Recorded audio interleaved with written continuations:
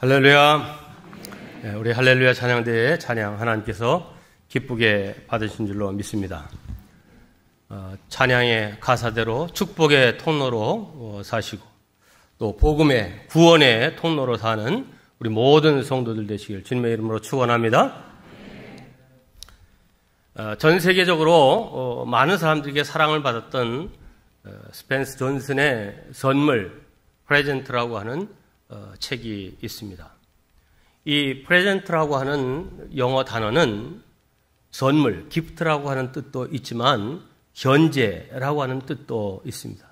그래서 이 영어 제목의 프레젠트라고 하는 이 제목은 이 두 가지 의미를 다 담고 있습니다. 선물이란 뜻과 지금, 현재란 뜻을 담고 있는데, 즉 과거에서 배우고 미래를 계획하는 지금 현재가 행복의 비밀이 숨어 있는 선물이라는 것입니다.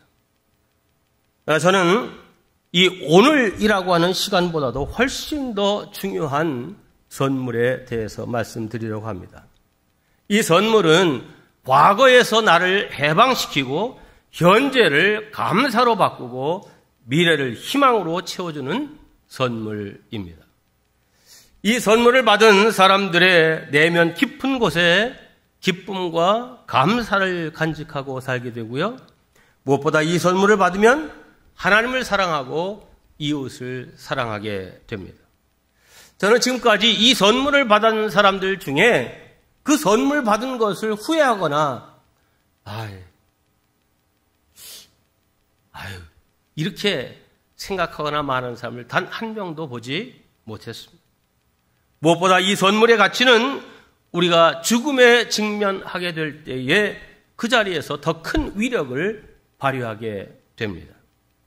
이 선물은 나로 하여금 죽음을 두려워하지 않고 내 임종을 지켜보고 있는 가족들과 이웃들에게 천국에서 다시 만나요, 이렇게 평안하게 인사하며 세상을 떠날 수 있게 합니다.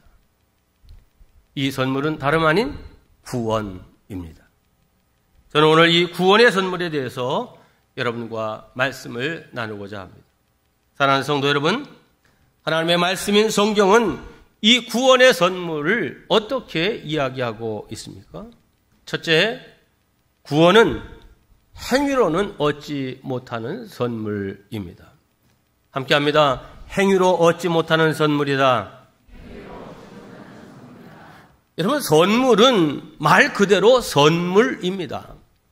만약 우리가 어떤 노력을 하고 이제 많이 애써서 그 노력과 애씀의 대가로 뭘 얻는다, 무엇을 받는다 하면 그것은 노력에 대한 대가이지 결코 선물이 될 수 없습니다. 그런데 오늘 우리가 읽은 성경 말씀에는 구원에 대해서 이렇게 말씀하고 있습니다. 8절입니다. 너희는 그 은혜에 의하여 믿음으로 말미암아 구원을 받았으니 이것은 너희에게서 난 것이 아니요 하나님의 선물이라. 여기 보면 구원은 너희에게서 난 것이 아니다. 너희의 어떤 무엇으로 이제 쟁취한 것이 아니다라고 하는 말이죠. 이것을 9절에서는 좀 더 설명하고 있는데 9절 이렇게 말합니다. 구원은 행위에서 난 것이 아니니 이는 누구든지 자랑하지 못하게 함이라.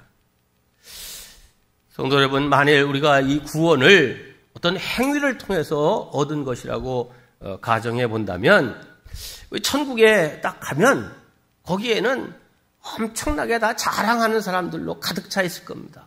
자기의 공로, 자기의 섬김, 자기의 어떤 이 땅에서의 업적, 이런 것들을 다 자랑하는 사람들로 가득 차 있다고 하면 그것이 과연 천국이 될 수 있을까요? 결코 천국이라고 할 수 없을 것입니다. 성경은 구원에 관한 한 아무도 자신의 행위를 자랑할 수 없다고 했습니다. 구원은 온전히 하나님의 선물인 것입니다. 그러나 오해하지 마시기 바랍니다. 행위 자체가 중요하지 않다는 말은 아닙니다. 행위도 중요합니다. 마땅히 하나님의 백성된 우리들은 선하게 살고자 하는 의지적인 행위가 있어야 합니다. 이 땅에 하나님의 공의가 실현되고 또 하나님의 사랑이 베풀어지도록 우리들이 통로의 역할을 잘 감당해야 합니다. 그러나 그 행위는 구원받은 은혜에 감사하는 마음으로 나오는 것이지 구원의 조건으로 우리가 어떤 것을 행하는 것이 되어서는 안 됩니다. 타종교인이나 불신자도 우리보다 훨씬 더 선한 행위를 할 수 있습니다. 그러나 완벽하신 하나님 앞에서 보면 인간의 행위는 다 50보 100보일 뿐입니다. 인간이 말하는 선은 상대적인 뿐이다 이 말이죠. 가톨릭에서는 뛰어나게 착했던 사람들을 일러 세인트, 성자라 호칭하고 그 지위를 부여하기도 합니다. 그러나 엄격히 말해서 하나님 앞에 성자는 없습니다. 그래서 우리 개신교에서는 그 어느 누구에게도 성자라는 칭호를 붙이지 않습니다. 거룩하신 하나님 앞에서 인간은 모두 죄인일 뿐인 것입니다. 로마서 3장은 이렇게 말씀합니다. 모든 사람이 죄를 범하였음에 하나님의 영광에 이르지 못하더니. 여기 모든 사람이 그랬습니다. 네, 이 모든 사람에는 저도 포함되어 있고 여러분들도 포함되어 있고 세상 모든 사람들이 다 여기에 해당되는 사람들입니다.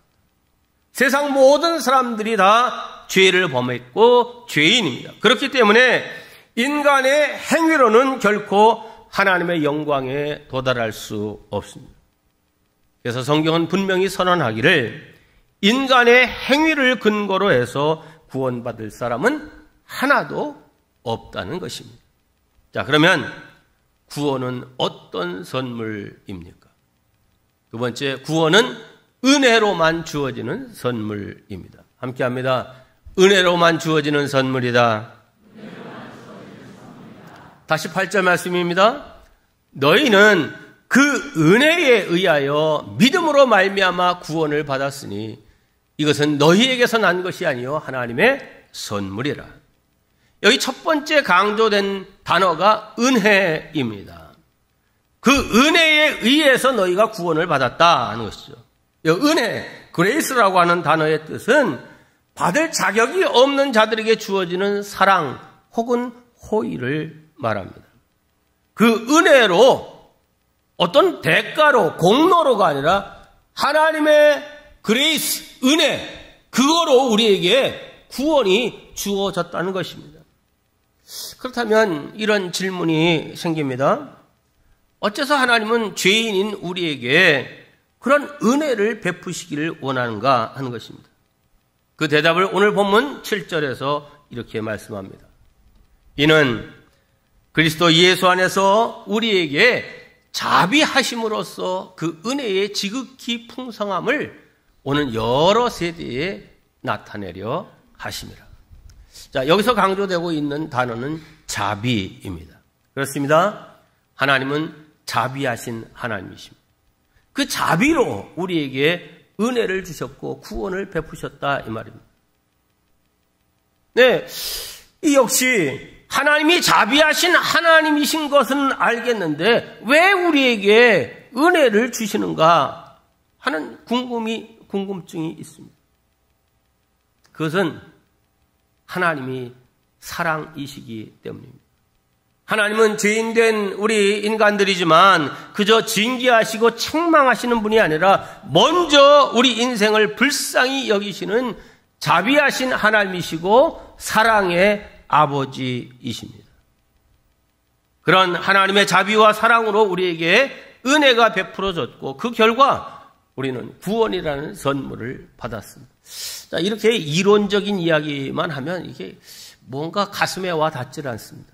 그런데 누가복음 15장에 나오는 탕자 이야기를 좀 살펴보면 이 하나님의 자비, 하나님의 사랑이 어떤 것인지를 금방 이해할 수 있습니다. 자, 둘째 아들은 아버지에게 자기의 유산을 미리 달라고 요구합니다. 그리고 그 유산을 가지고 나가서 허랑방탕하게 지냅니다. 모자나 돈은 다 떨어졌고 흉년까지 들어 먹을 것이 없게 되자 돼지 치는 곳에 가서 품꾼이 되어 살지만 돼지가 먹는 음식인 쥐염 열매조차로도 배를 채울 수가 없었습니다. 그야말로 그 인생이 죄인, 그 아주 나락으로 떨어진 것입니다. 그때서야 이 둘째 아들 탕자는 아버지 집을 생각합니다. 가지고 나간 것 다 탕진하고 거지꼴이 되어서 둘째 아들이 돌아오는데 아버지는 어떻게 이 아들에게 반응합니까? 아버지는 그가 자기 아들인 것을 멀리서도 한눈에 알아보고 이렇게 행동합니다. 20절입니다. 아직도 거리가 먼데 아버지가 그를 보고 측은히 여겨, 여기 측은히 여겨라고 하는 말은 아버지의 그 자비한 마음을 보여주죠. 달려가 목을 안고 입을 맞추니 이건 아버지의 사랑, 그 사랑에서 나온 행동입니다.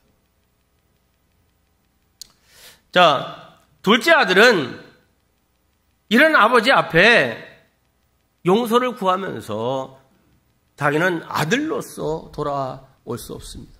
그저 저를 품꾼의 하나로 받아주십시오라고 말을 합니다. 하지만 이 아버지는 이 아들의 말을 들은 척도 하지 아니하고 종에게 명령하여 가장 좋은 옷을 꺼내 입히고 손에 반지를 끼우고 발에 신을 신기웁니다. 성도 여러분, 둘째 아들이 가지고 나간 유산으로 사업을 잘해서 큰 돈으로 불려서 왔습니까? 성공해서 금이 환영한 것입니까? 전혀 아닙니다.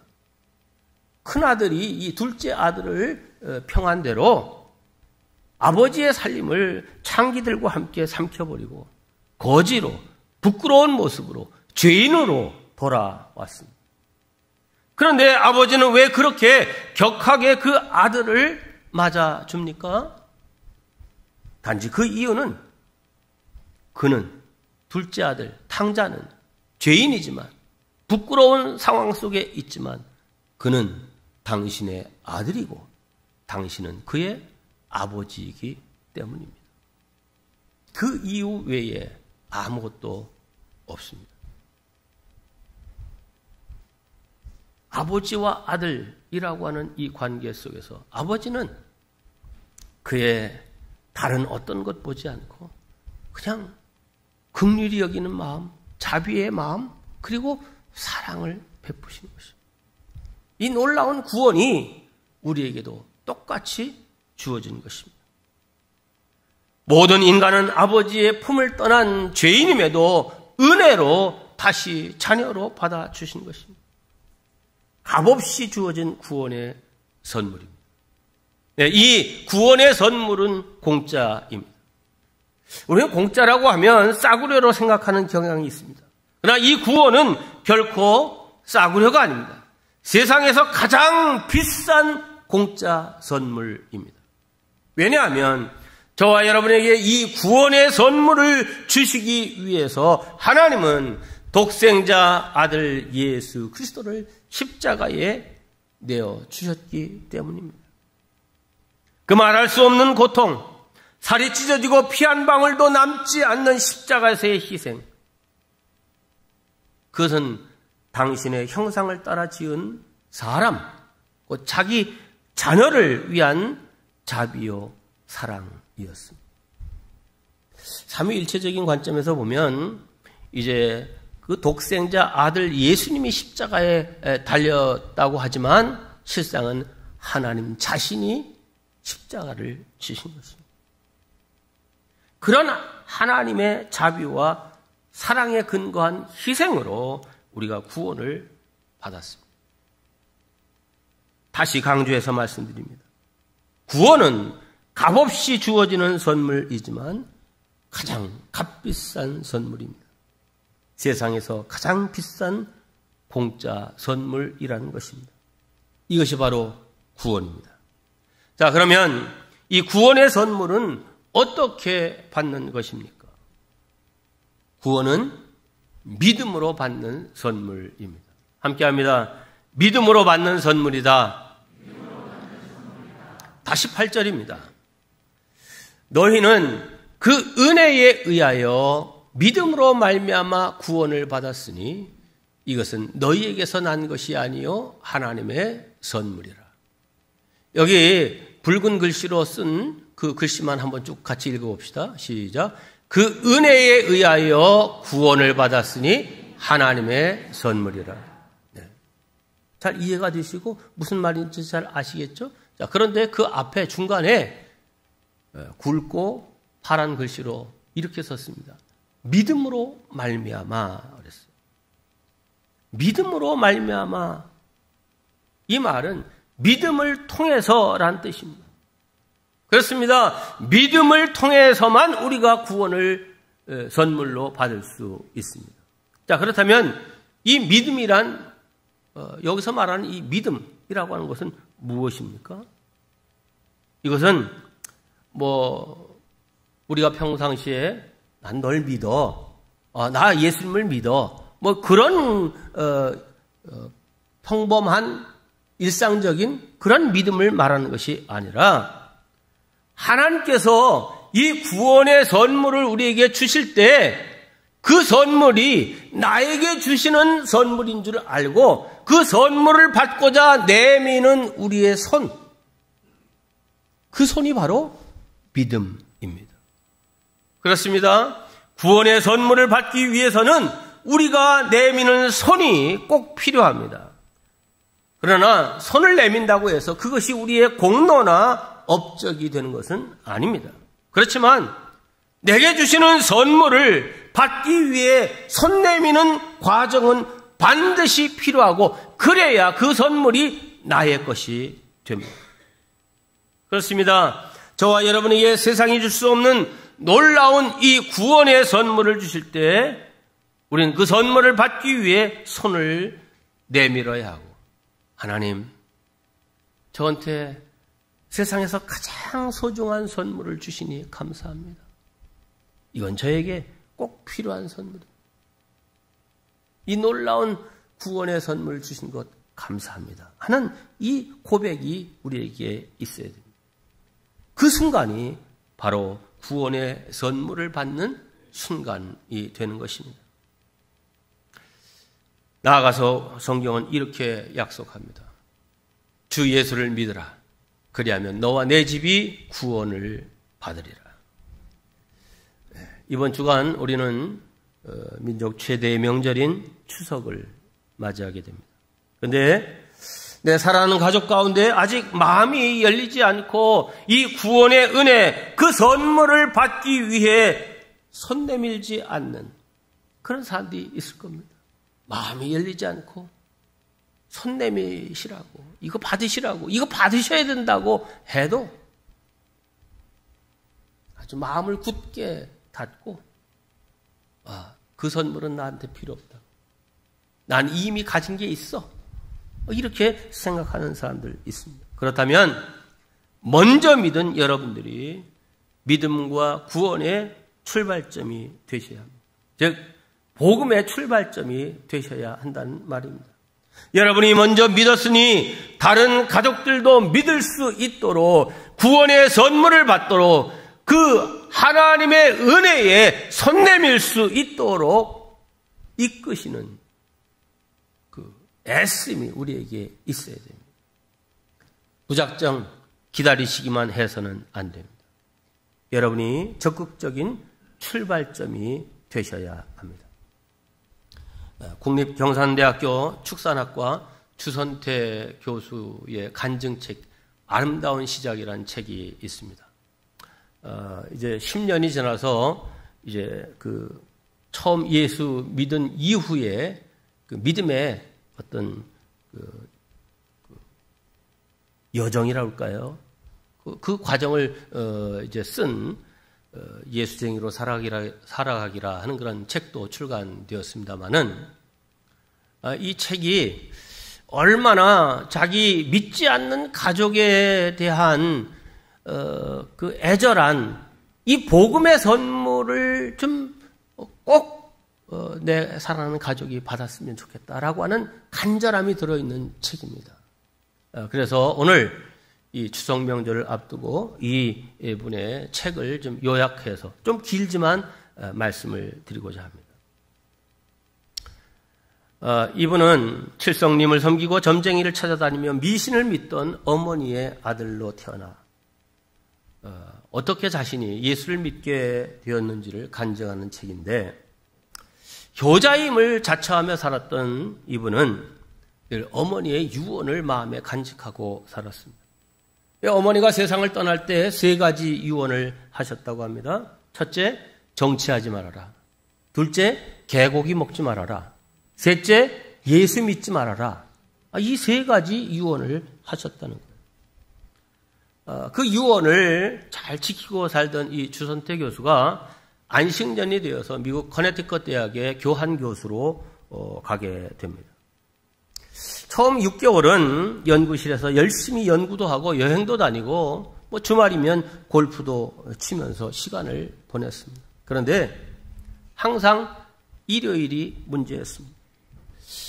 일요일에 골프를 치고 싶은데 항상 이 어린 딸이 문제인 거예요. 골프장에 데려가도 어린이는 어떻게 할 게 없잖아요. 그러니 이 어린이를 집에다 혼자 두고 갈 수도 없고 걱정인 거죠. 그런데 마침 옆집에 한국 사람이 살고 있었는데 그가 교회를 다니는데 주일날 자기가 이 주선태 교수의 딸을 교회로 데리고 가겠다, 그리고 봐주겠다 하는 제안을 하더랍니다.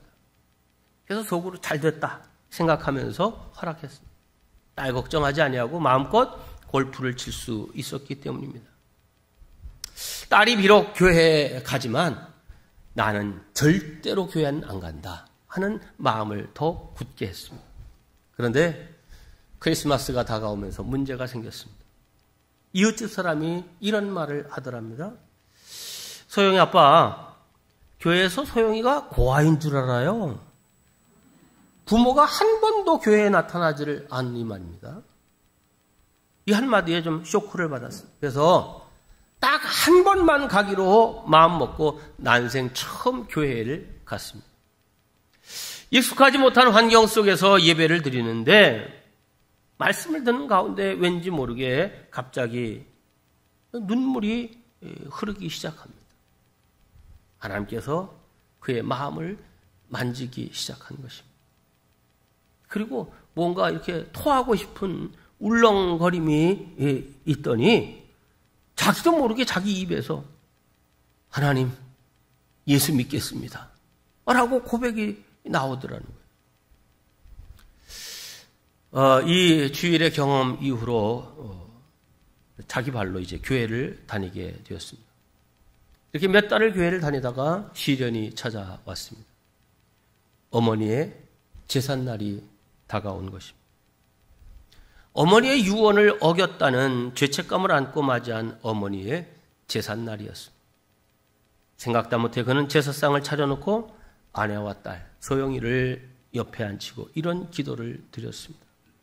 하나님, 제가 처음으로 목소리를 내서 기도를 드립니다. 왜 제가 이렇게 기도드리는지 하나님 다 아시죠? 지금부터 이제 엄마 제사를 드리겠습니다. 다 잘 아시겠지만 높아심으로 한 번 더 말씀드립니다. 이것은 하나님이 질투하실 그런 우상 숭배가 아닙니다. 엄마하고 지낸 시간들을 추억하기 위한 한 방법이라는 것을 좀 이해해 주십시오. 기도 후에 그는 가족들과 함께 어머니께 절을 올렸습니다. 절하는 의식을 마치고 딸을 2층 방으로 올려보내고 나서 자정 무렵 어머니의 영정사진 앞에 앉았습니다. 그 다음에 이야기는 그의 책을 제가 그대로 읽겠습니다. 자정 무렵 드디어 엄마와 마주하고 단둘이 앉았다. 엄마는 내가 무슨 말을 할 것인지 이미 다 알고 계신 듯 했다. 엄마를 만나자 뜨거운 눈물이 줄줄 흘러나왔다. 한동안 말을 못하고 있었다. 그냥 울기만 했다. 그러다가 말문을 열었다. 엄마, 엄마가 틀렸어. 이때까지 나 엄마 말 잘 들었지?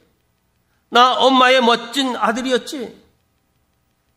그러니까 이번엔 내 말대로 해. 엄마는 말없이 쳐다만 보고 계셨다. 엄마, 내가 엄마보다 더 똑똑하고 더 많이 배웠지? 엄마보다 더 현명하게 살라고 그렇게 힘들게 나를 가르쳤잖아. 그래서 엄마 아들 박사 되고 교수 됐잖아. 이제 엄마보다 똑똑한 교수 아들 이 말을 들어. 엄마가 잘못 알았어. 내가 계속해서 울면서 이야기를 하니 엄마도 같이 우셨다. 엄마, 우리 집에서 굿할 때 창피하게 동네 사람들 다 쳐다보는데 나에게 무당이 시키는 대로 이리 저라고 저리 저라고 했지. 나 그때 엄마가 시키는 대로 왜 저랬는지 알아? 엄마가 원하니까. 그때마다 효자라고 으쓱대는 엄마 모습 보고 싶어서 무당이 엄마가 시키는 대로 다 했어. 경동시장에서 사온 자라가 들어있는 물통을 들고 학생들에게 자리 양보받아가며 몇 번씩 버스를 갈아타며 그렇게 대성리 팔당댐으로 방생 다니는 엄마가 안쓰러워서 엄마 모시고 나도 많이 따라다녔잖아. 강물 속으로 들어가는 자라를 보면서 두 손 모으고 허리 숙여 절하라고 하면 나 그렇게 했잖아. 엄마가 좋아하니까. 양초, 과일, 쌀, 마른 북어 바리바리 싸들고 북한산에 기도하러 갈 때도 나 엄마 쫓아갔어. 엄마가 좋아하라고. 이제 엄마 차례야. 엄마의 그 잘난 아들이 하나님께 선택되었어. 나 엄마가 그렇게 싫어했던 예수쟁이가 되고 싶은 거야. 엄마가 그랬지. 어떤 것은 인력으로 어쩔 수 없는 것이라고. 바로 그거야. 어쩌면 좋을까? 엄마 버려두고 나 혼자 하나님께 갈까? 엄마가 믿던 미신들 다 버리고 나랑 같이 교회 가면 안 될까? 그동안 아무 생각 없이 엄마가 좋아하니까 내가 엄마 쫓아다녔듯이 이제 엄마가 엄마의 똑똑한 박사 아들, 교수 아들 쫓아오면 안 될까? 엄마, 나랑 같이 가자. 응? 교회 하나님 만나러 가자. 엄마. 네, 이미 돌아가신 분의 제사날 영정 사진을 보면서 이야기하는 이 주선태 교수의 마음, 그의 이런 안타까운 마음 있지만 실현될 수 없는 현실이죠. 자, 그러나 우리가 이 주선태 교수가 자기가 받은 이 구원의 선물을 받고 보니 정말 이것이 우리 인생에게 가장 좋은 선물이고 가장 귀한 선물이고 꼭 받아야만 하는 선물이고 이거 알고 돌아가신 어머니, 그 어머니 지금이라도 어떻게 이 구원의 선물을 받을 수 없을런지 하는 그 안타까운 마음으로 그 제사 자리에서 지금 독백하듯이 이야기하고 있는 것입니다. 사랑하는 성도 여러분, 이 주선태 교수가 그 죽은 엄마에게라도 바치고 싶어 했던 그 안타까운 마음, 이 마음 우리에게 꼭 있어야 됩니다. 그래서 여러분의 가족 가운데 아직 예수 믿지 않는 그러한 가족들이 있다고 하면 그분들이 살아계실 때 이 구원의 선물을 반드시 전해야 됩니다. 그리고 그분들이 정말 손을 내밀어 그 구원의 선물을 자기의 것으로 받아들일 수 있도록 해야 됩니다. 바라기는 이번 추석이 여러분 믿지 않는 가족들에게 이 구원의 선물을 전하는 통로가 되시고 복음의 일꾼들이 다 되시기를 주님의 이름으로 축원합니다.